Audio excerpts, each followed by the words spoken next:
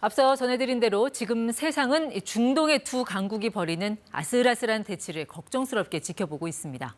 확전의 기로에 선 이란과 이스라엘 상황, 중동 전문가와 한 발 더 들어가 보겠습니다. 성일광 고려대 중동이슬람센터 정치경제연구실장 나오셨습니다. 네, 시장님 어서 오십시오. 그렇죠. 시장님 바빠지시는 거는 사실 이 중동 지역에는 결코 좋은 신호가 아닌데 많은 분들이 궁금해하세요. 이게 정말 5차 중동 전쟁까지 갈 것이냐 어떻게 보십니까? 네, 중동 평화를 위해서는 제가 좀 덜 바빠야 되는데요. 계속 바빠지고 있습니다. 그래서 자, 5차 중동 전쟁이 지금 사실상 아예 불가능하다. 즉 완전히 가능성이 없다고 지금 말하기 어려운 상황이고요. 네. 이란과 이스라엘 간에 지금 무력 충돌이 사실상 이미 시작됐고 그다음에 이스라엘이 사실상 이란에 대한 보복 공격을 한다고 선언했기 때문에 네. 이제는 이스라엘의 공격 수위가 어느 정도인지 그쯤은 이제 지켜봐야 되겠죠. 그러니까 정확히는 이스라엘이 고통스러운 보복에 나설 거다라는 보도가 있었거든요. 어떤 형태의 보복일까요? 그렇습니다. 고통스럽다는 것은 이란이 가장 아파하는 부분,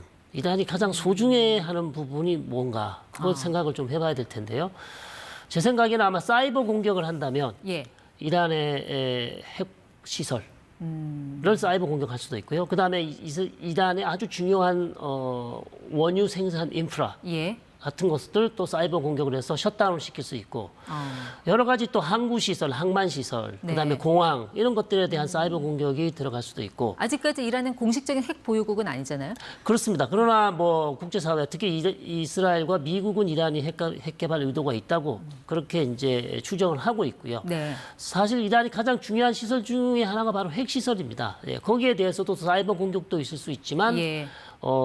물리적인 공격도 할 수 있다 이렇게 볼 수 있는 것이죠. 그러니까는 이스라엘의 재공격, 그러니까 뭐 재보복이든 공격이든 그 가능성은 시기와 방법의 문제이지 가능은 할 거다라고 보시는 것 같아요. 그렇습니다. 예. 이스라엘이 그렇게 선언을 했기 때문에 공격은 반드시 한다고 볼 수 있는 것이죠.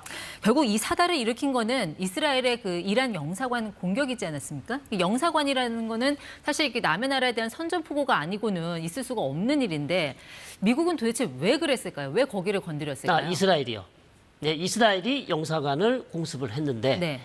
이스라엘이 공습한 이유는 원래 시리아에서 이란 혁명수비대 병력들이 이란에서 가져온 무기를 레바논에 있는 헤즈볼라에게 넘겨준단 말이죠. 네. 이것이 이스라엘로서 용납할 수 없다. 왜냐하면 헤즈볼라가 계속 최신 무기로서 이스라엘을 공격할 수 있기 때문에 이스라엘은 계속해서 시리아에 있는 그런 병력들, 특히 장성들, 네. 이란 혁명수비대 장성들을 공격을 했었던 것이고요. 이번에 이제 왜 영사관, 이스라엘 쪽은 아직도 영사관이라고 인정을 하지 않고 있어요. 그 건물이 이란 혁명수비대가 사용하고 네. 있는 안가다, 세이프하우스라고 계속 주장하고 있습니다. 무관들이 다 그 안에 있었잖아요. 그렇죠. 그런데 그게 대사관 바로 옆에 영사관에 있을 이유가 없다는 거죠. 이스라엘 측 주장은요. 네, 네. 그러나 이란은 계속해서 지금 영사관이기 때문에 우리가 본토 공격을 받은 것과 마찬가지이기 때문에 우리는 자위권을 발동해서 이스라엘을 예. 공격할 정당성이 있다. 그래서 공격을 한 것이죠. 네, 그동안 이란의 그 전쟁 패턴을 보면 그래도 미국하고 이스라엘한테 공격을 받으면서도 직접적인 공격은 어느 정도 좀 자제하는 약간 전략적인 인내를 취해왔잖아요. 이번에도 그 인내심이 가능할까요? 이미 저는 인내심 전략이 끝났다고 봅니다. 왜냐하면 이번에 350기에 달하는 대규모의 어떤 무기를 동원해서 이스라엘을 공격한 것은 최초의 지금 이란이 이스라엘 본토를 공격한 게 처음이거든요. 네. 그래서 그것이 왜 공격을 안 했냐면 이스라엘 뒤에 미국이 있고 그다음에 이스라엘 또 핵무기를 보유한 것으로 알려져 있기 때문에 예. 그런 것들을 우려해서 하지 않았으나 이번에 완전히 판을 뒤집어서 이란도 이스라엘을 직접 공격할 수 있다는 걸 보여준 것이죠. 근데 미국은 확전에 반대한다는 입장을 밝혔습니다. 그러니까 이스라엘의 맞대응을 좀 자제하면서 한 발 물러서는 분위기인데 그 이유는 뭘까요? 바이든 대통령이 대선이 얼마 남지 않았고요. 중동 지역에서 계속해서 이 전쟁이 확전되는 것은 네. 바이든 대통령의 외교력이 부족하다는 트럼프의 지금 후보의 공격을 받을 수 있기 때문에 네. 중동 지역 확전을 계속 막아야 하는 필요가 있는 것이죠. 근데 이스라엘의 그 영사관 공격은 누가 봐도 이게 불법적인 공격이고 국제사회에서 이것을 규탄하고 잘못했다라고 말하고 그 말 한다고 큰일 벌어질 일은 아닌데 왜 미국도 이 서방 선진국들도 그걸 비판을 못할까요? 예, 특별히 뭐 공식적인 이스라엘 규탄하는 성명이 나온 건 없습니다. 유엔에서도 사실 이 정도면 만약에 영사관을 확실히 공격했다는 증거가 있다면 이스라엘 규탄하는 성명을 낼 수 있을 텐데요. 전혀 네. 그런 것이 없었기 때문에 이란으로서는 그런 부분에서 상당히 불만이 많았고 거기에 대응해서 이제 이스라엘에 대해서 전격적인 공격을 한 것이죠.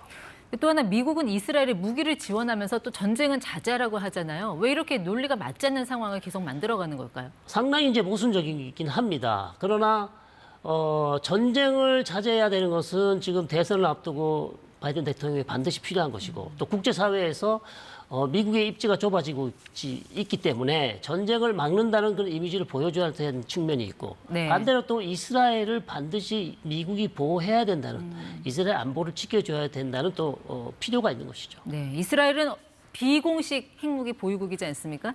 이란하고 이스라엘이 계속적으로 어떤 전쟁을 끌어가면서 뭐 전면전으로 갈 가능성 아직까지는 좀 어느 정도 있다고 보신다고 했는데 최악의 시나리오 어떤 걸 예상하고 계세요? 그렇습니다. 최악의 시나리오는 이란과 이스라엘의 무력 충돌이 통제 불가능한 상황까지 간다.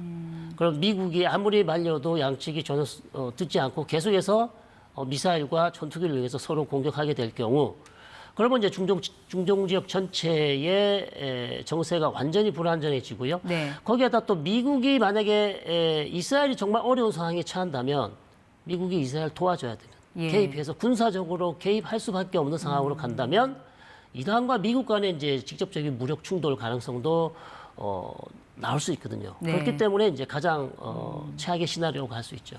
네, 시장님 외교부 정책자문위원으로도 활동 중이신데 이런 이란과 이스라엘 갈등 국면에서 우리 정부가 어떤 전략적인 입장을 취해야 될지에 대해서도 좀 고민이 많으실 것 같습니다. 지금까지 성일광 실장과 함께했습니다. 고맙습니다.